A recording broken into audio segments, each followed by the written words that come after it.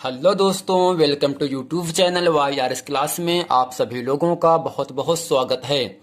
तो दोस्तों, आज इस वीडियो में मैं बात करने वाला हूँ क्लास 9, 10, 11, 12 के जितने भी महत्वपूर्ण पर्यायवाची शब्द हैं, मैं आज उन सभी पर्यायवाची शब्दों को ट्रिक के माध्यम से अच्छे तरीके से हम सीखेंगे।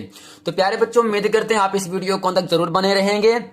ठीक, तो पहला प्रश्न आपके सामने है पानी। यानी प्यारे बच्चों, जब आपको पानी शब्द का पर्यायवाची शब्द याद रहेगा तब उसके माध्यम से आप बादल का, कमल का, समुद्र का, मछली का, वाहन शब्दों के पर्यायवाची शब्द आप आसान तरीके से बना सकते हैं। यानी यहाँ प्यारे बच्चों, जो आपका पहला शब्द है वह क्या है? पानी। और पानी का पर्यायवाची शब्द होता है नीर, वारी, अम्बु, तोय, जल। अब हम ये समझ लेते हैं किसे कहते हैं पर्यायवाची शब्द। यानी वे शब्द जिनके अर्थ सेम होते हैं, जिनके अर्थ वही होता है। यानी प्यारे बच्चों, नीर माने पानी होता है, वार के माने पानी होता है, अम्ब के माने पानी होता है, तोय माने पानी होता है, जल माने पानी होता है। यानी इन सब का जो अर्थ होता है वह क्या होगा? एक ही होता है, पानी होता है। यानी पानी शब्द के पर्यायवाची शब्दों को आपको याद रखना है। तो उसके जरिए से हम बादल, कमल, समुद्र, मछली, नाव और पक्षी शब्द का पर्यायवाची शब्द आसान तरीके से हम बना सकते हैं। तो यहाँ प्यारे बच्चों, पहला है द। यानी जब पानी शब्दों के पर्यायवाची शब्द के अंत में हम द शब्द लगा देते हैं तो बादल शब्द का पर्यायवाची शब्द बन जाता है। तो प्यारे बच्चों, द का मतलब होता है पानी देने वाला। तो जो बादल है ना, इसके अंत में क्या लगा होगा? दा शब्द लगा होगा, जो कि बादल का पर्यायवाची शब्द होगा। पहला यहाँ से नीर है ना, नीर के आगे हम दा को लगाएंगे, बनेगा नीरद। वार के आगे दा को जोड़ेंगे तो वारिद होगा। अम्ब के आगे हम दा शब्द को जोड़ेंगे तो होगा अम्बुद हो जाता है। इसी प्रकार तो यद, जलद। यानी जब प्यारे बच्चों पानी के पर्यायवाची शब्द के आगे हम दा शब्द को लगा देते हैं तब बादल शब्द का पर्यायवाची शब्द हो जाता है। यानी यहाँ से नीरद, वारिद, अम्बुद, तो यद, जलद, इन सब का जो अर्थ होता है वह बादल ही होता है। तो प्यारे बच्चों, दूसरे नंबर पर आता है जा। यानी जब पानी शब्द के पर्यायवाची शब्द के आगे हम जा शब्द लगा देते हैं तब प्यारे बच्चों कमल शब्द का पर्यायवाची शब्द बन जाता है। तो प्यारे बच्चों, जा का मतलब होगा पानी में जन्म लेने वाला। और पानी में जन्म क्या लेता है? कमल ही लेता है। यानी पानी के पर्यायवाची शब्दों के अंत में जा शब्द लगाने से कमल शब्द का पर्यायवाची शब्द बन जाता है। जैसे नीर है, जा को लगाएंगे प्यारे बच्चों नीरज हो जाएगा। वार्य है, जा को लगाओ वारिज होगा। अम्बु है, जा को लगाओ अम्बुज होगा। तो है, जा लगाओ तो यज। जल है, जा को लगाएंगे जलज हो जाता है। यानी नीरज, वारिज, अम्बुज, तो यज, जलज, इन सब का अर्थ कमल होता है।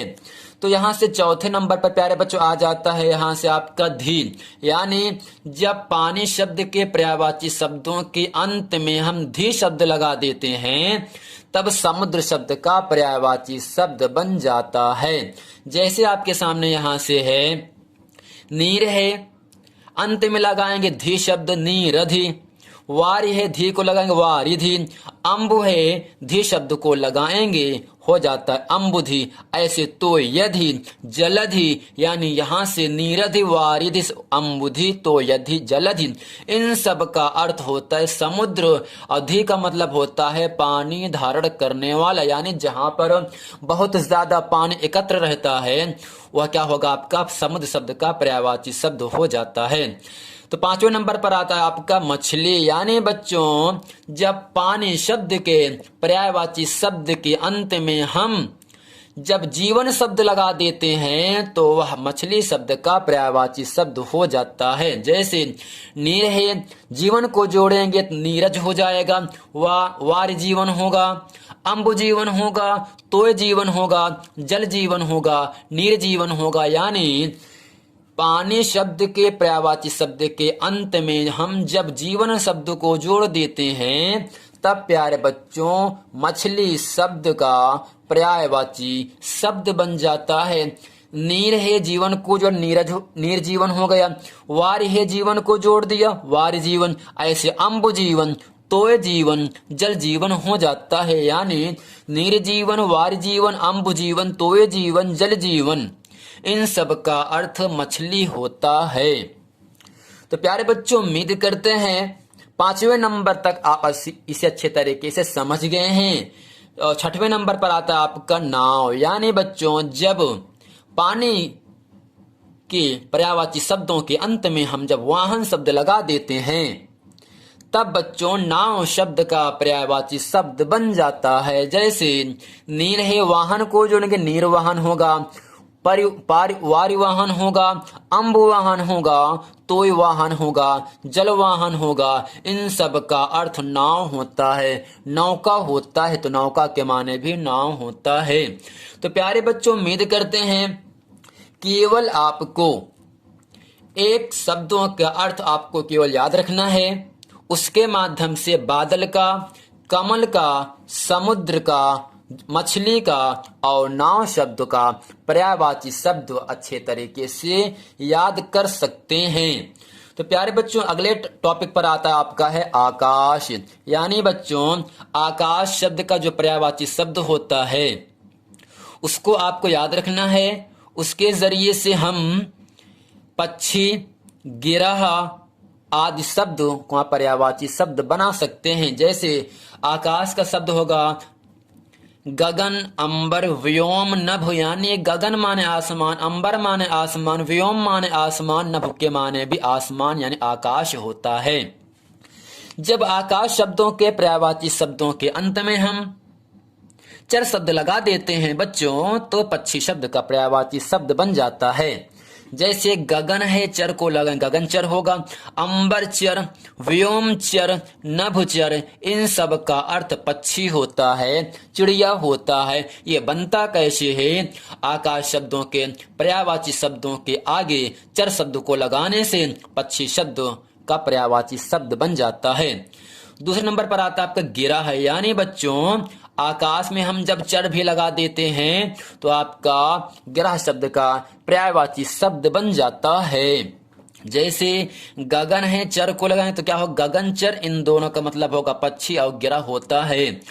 केवल खे का अर्थ हो, केवल बच्चों केवल खा का अर्थ होता है, केवल खा का अर्थ होता है यहाँ से गिरह, सॉरी क्या होगा आपका, हाँ क्या होगा बादल होगा। यानी प्यारे बच्चों जब केवल खा लगा होगा तो उसका अर्थ बादल होता है, लेकिन जब उसके आगे हम चर शब्द को लगा देते हैं तो खेचर हो जाता है। और जो खेचर शब्द है ये गिरह का पर्यायवाची शब्द है। तीसरे नंबर पर आपको आता है देवता। यानी प्यारे बच्चों देवता शब्द को याद रखिएगा, उसके जरिए से हम इंद्र का पर्यायवाची शब्द बना सकते हैं। यानी देवता का जो पर्यायवाची शब्द होता है देव, सुर, अमर होता है। यानी देवता शब्दों के पर्यायवाची शब्द के आगे हम जब राज या पति शब्द लगा देते हैं तो आपका इंद्र का पर्यायवाची शब्द बन जाता है। देव प्यारे बच्चों है, राज को लगाएंगे देवराज, सुरराज, अमरराज और उसके बाद भी हम पति शब्द को जोड़ करके इंद्र का पर्यायवाची शब्द बना सकते हैं। तो यहाँ से देव है, पति को जोड़ेंगे देवपति, सुरपति, अमरपति, इन सब का अर्थ होगा इंद्र होता है। तो प्यारे बच्चों उम्मीद करते हैं आकाश, पक्षी, ग्रह और देवता के पर्यायवाची शब्दों को अच्छे तरीके से आप समझ गए हैं। अगले नंबर पर आता है नदी, और नदी शब्द का पर्यायवाची शब्द होता है जब हम देवता शब्दों के पर्यायवाची शब्दों के अंत में हम नदी शब्द लगा देते हैं तो आपका गंगा शब्द का पर्यायवाची शब्द बन जाता है। जैसे यहाँ से आपका देव है प्यारे बच्चों, नदी को लगाएंगे देव नदी होगा। सुर है, नदी शब्द को आगे जोड़ो सुर नदी हो गया। अमर है, नदी शब्द को जोड़ा आगे अमर नदी हो गया। यानी प्यारे बच्चों जब देवता शब्दों के पर्यायवाची शब्दों के अंत में हम नदी शब्द को जोड़ देते हैं तो गंगा का पर्यायवाची शब्द हो जाता है। तो देव नदी, सुर नदी, अमर नदी, इन सब का अर्थ गंगा होता है। तो प्यारे बच्चों, उम्मीद करते हैं यह पूरा प्रश्न वीडियो आपको बहुत अच्छे तरीके से समझ में आ गया होगा। यदि आपको यह वीडियो समझ तो वीडियो को लाइक करें और कमेंट जरूर करें ताकि हम समझ सकें कि ये वीडियो आपको अच्छे तरीके से समझ में आ गया है। तो प्यारे बच्चों, मिलते हैं अगले वीडियो में, तब तक के लिए थैंक यू। ये जो है क्लास 9, 10, 11, 12 कितने भी आप आगे एग्जाम दोगे, जैसे JDS आपके सामने कोई भी आप एग्जाम दोगे, वनडे एग्जाम दोगे, तो ऐसी ट्रिक उस एग्जाम के लिए बहुत ही लाभदायक होता है। तो मिलते हैं प्यारे बच्चों अगली वीडियो में, तब तक के लिए थैंक यू।